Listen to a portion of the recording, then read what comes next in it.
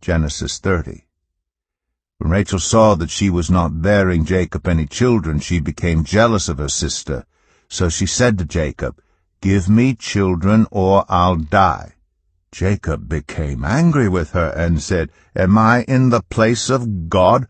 Who has kept you from having children?" Then she said, "Here is Bilhah, my servant. Sleep with her, so that she can bear children for me, and I too can build a family through her." So she gave him her servant Bilhah as a wife. Jacob slept with her, and she became pregnant and bore him a son. Then Rachel said, "God has vindicated me. He has listened to my plea and given me a son." Because of this she named him Dan. Rachel's servant Bilhah conceived again and bore Jacob a second son. Then Rachel said, "I have had a great struggle with my sister, and I have won." So she named him Naphtali.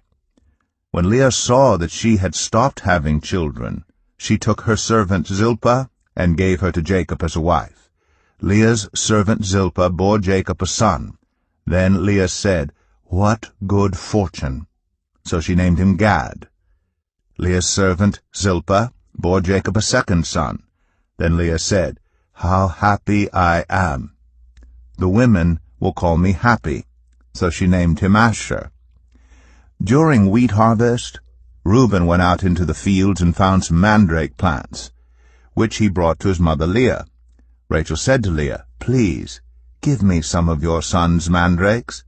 But she said to her, "Wasn't it enough that you took away my husband? Will you take my son's mandrakes too?" "Very well," Rachel said, "he can sleep with you tonight, in return for your son's mandrakes." So when Jacob came in from the fields that evening, Leah went out to meet him. "You must sleep with me," she said. "I have hired you with my son's mandrakes." So he slept with her that night.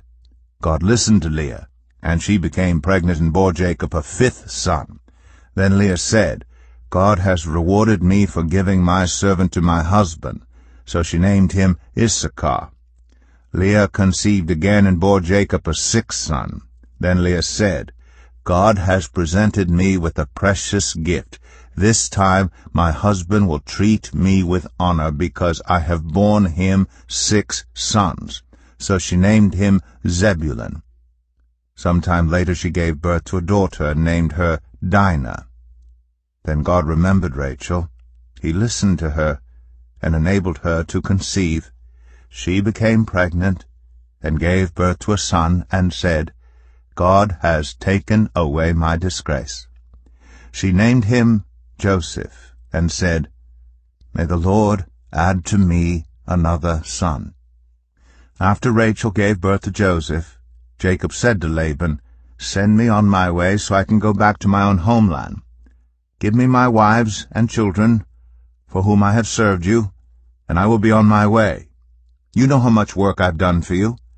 But Laban said to him, "If I have found favor in your eyes, please stay. I have learned by divination that the Lord has blessed me because of you." He added, "Name your wages, and I will pay them." Jacob said to him, "You know how I have worked for you, and how your livestock has fared under my care. The little you had before I came has increased greatly, and the Lord has blessed you wherever I have been. But now, when may I do something for my own household?" "What shall I give you?" he asked. "Don't give me anything," Jacob replied. "But if you will do this one thing for me, I will go on tending your flocks and watching over them. Let me go through all your flocks today and remove from them every speckled or spotted sheep, every dark-colored lamb, and every spotted or speckled goat. They will be my wages. And my honesty will testify for me in the future whenever you check on the wages you have paid me. Any goat in my possession that is not speckled or spotted, or any lamb that is not dark-colored, will be considered stolen." "Agreed," said Laban. "Let it be as you have said." That same day he removed all the male goats that were streaked or spotted, and all the speckled or spotted female goats, all that had white on them, and all the dark-colored lambs, and he placed them in the care of his sons. Then he put a 3-day journey between himself and Jacob, while Jacob continued to tend the rest of Laban's flocks. Jacob, however, took fresh-cut branches from poplar, almond, and plane trees, and made white stripes on them by peeling the bark and exposing the white inner wood of the branches. Then he placed the peeled branches in all the watering troughs, so that they would be directly in front of the flocks when they came to drink. When the flocks were in heat and came to drink, they mated in front of the branches, and they bore young that were streaked or speckled or spotted. Jacob set apart the young of the flock by themselves, but made the rest face the streaked and dark-colored animals that belonged to Laban. Thus he made separate flocks for himself, and did not put them with Laban's animals. Whenever the stronger females were in heat, Jacob would place the branches in the troughs in front of the animals, so that they would mate near the branches. But if the animals were weak, he would not place them there.